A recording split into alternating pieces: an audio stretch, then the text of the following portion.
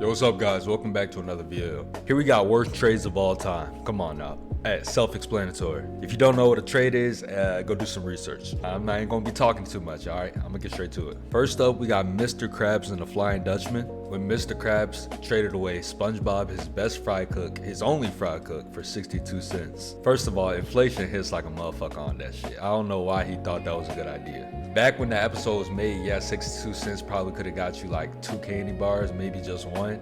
But now 62 cents ain't even getting you like the first quarter of the freaking candy bar.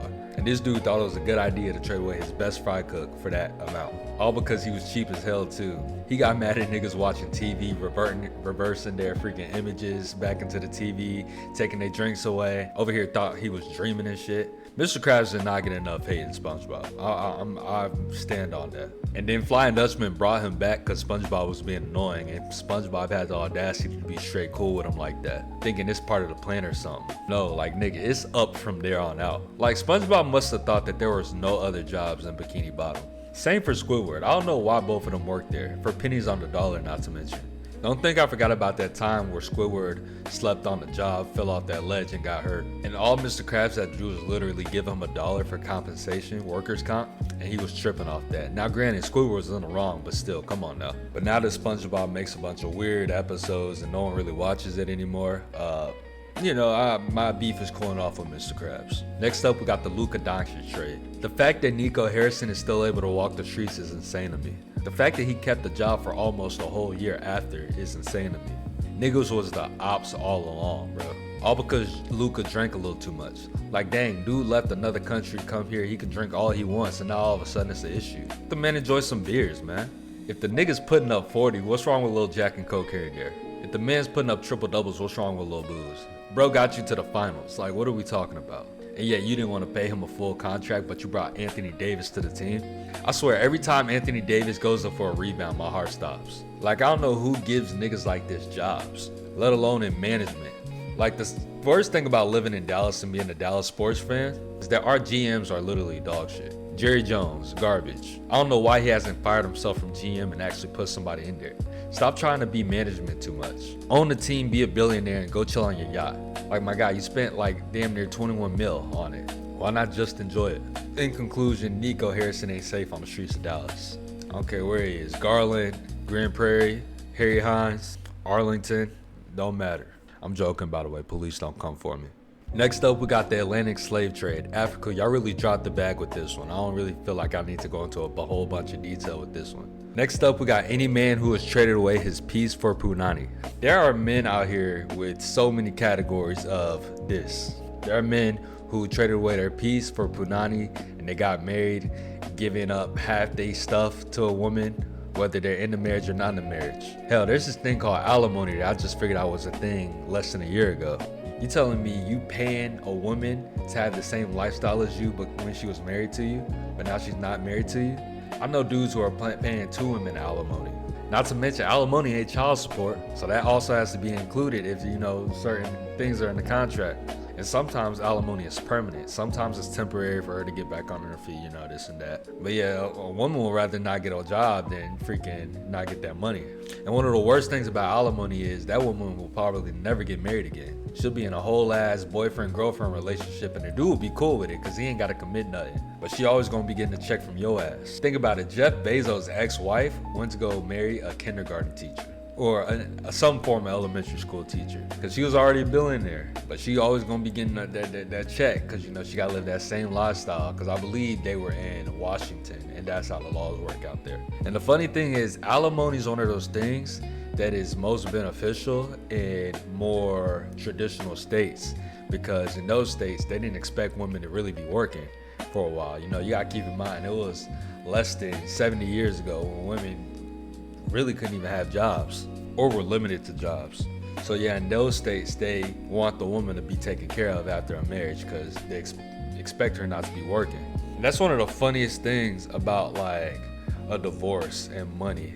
Hey, the most independent feminist woman will become the neediest woman who needs a man if we're talking about alimony, her getting her check.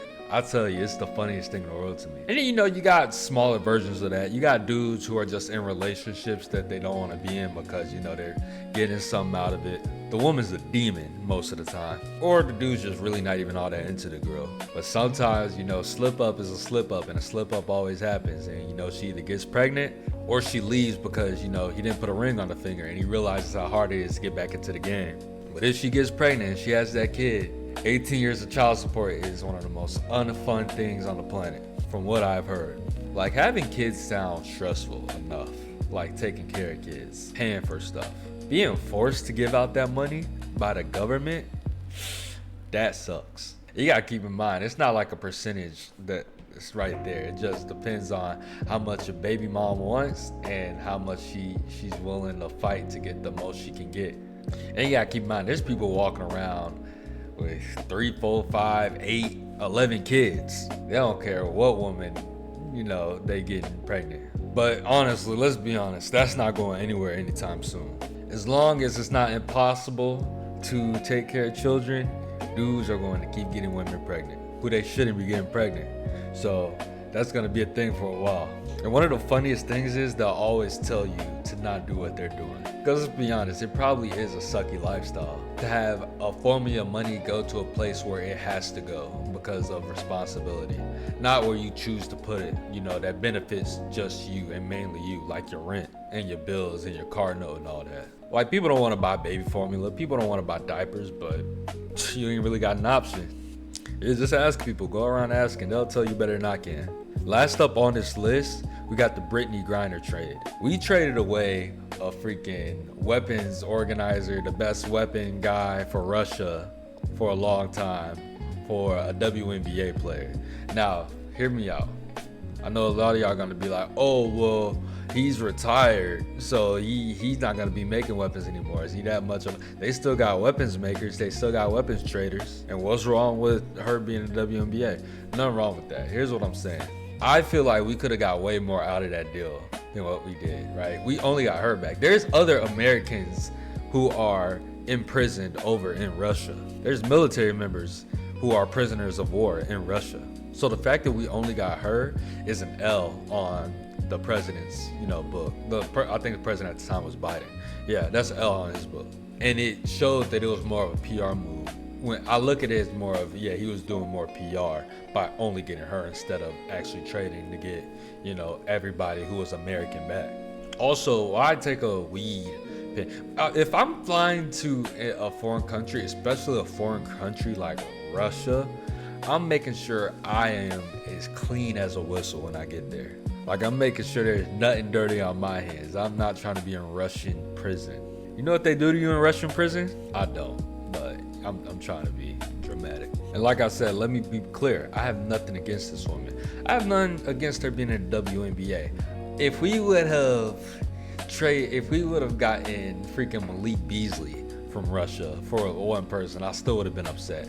You know, LeBron, that's a different topic. You know, we getting LeBron or, you know, Luka or Curry. If we get one of them back, that's a different. But then again, they're not doing something as stupid as taking a weed pen over. Also, you can't even smoke weed and be in the NBA. I don't know how to WNBA, but that's a shorter season. That's way above my pay grade to know something like that.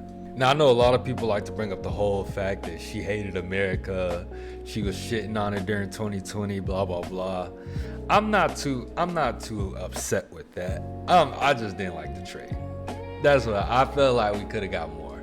I feel like Joseph's bargaining skills could have been a little better. Yeah, no hate to Brittney, no hate. Listen, no hate. Hey, for all the people out, the feminists out there, I'm not hating. Chill. Let me live in peace. And yeah, I ain't got much to say after that. I appreciate y'all for watching. If you made it to the end of the video, hey, got through a snowstorm here in Texas. You know, the ice storm. Actually, it was ice on the road. I worked every day during that ice storm. Yeah, I worked every freaking day, and I made it safe. I appreciate you. Thank God for that. My audio was kind of low. Hopefully not too much. But hey, thank you. Like I said, always. Thanks for being patient with me. Deuce.